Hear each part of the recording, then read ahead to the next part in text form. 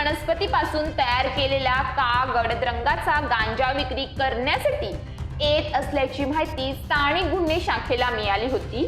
या ठिकाणी सापळा रचून केलेल्या कारवाईत 1 किलो 665 ग्रॅम वजनाचा कॅनॅबिस वनस्पतीपासून तयार केलेला उग्र द्रव असलेला काळपट रंगाचा गांजा हा अंमली पदार्थ पोलिसांनी जप्त केला आहे।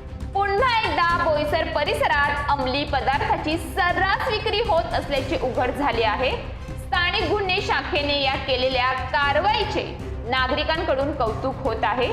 स्थानिक गुन्हे शाखेचे पोलीस निरीक्षक प्रदीप पाटील व त्यांचे सहाय्यक पोलीस निरीक्षक भटकर, पोलीस हवालदार संदीप सूर्यवंशी, दीपक राऊत, नरेंद्र पाटील, अंकुश केंगार बोईसर शहरामध्ये पेट्रोलिंग करत असताना सायंकाळी 7:15च्या सुमारास खैरापाडा कृष्णानगर परिसरात रात्री क्लिनिक समोर आले असता रोडच्या बाजूला सफेद रंगाची फोर्ड कंपनीची इंडिवेअर गाडी MH46P4141 त्या गाडीची झाडाझडती घेतली असता मोटर कारच्या मागील सीट खाली प्लास्टिक पिशवीत कॅनॅबिस वनस्पतीपासून तयार केलेला उग्र द्रव असलेला काळपट रंगाचा गांजा अंमली पदार्थ मिळून आल्याने आरोपी सॅड्रिक लेसर डेव्हिड लोनाप्पा 42 वर्षीय ह्याला पोलिसांनी ताब्यात घेतले आहे।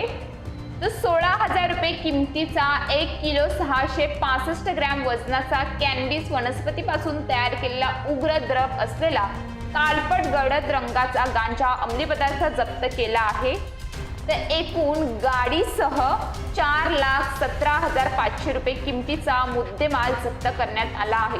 News police reporter Ashraf Khan, Boisar.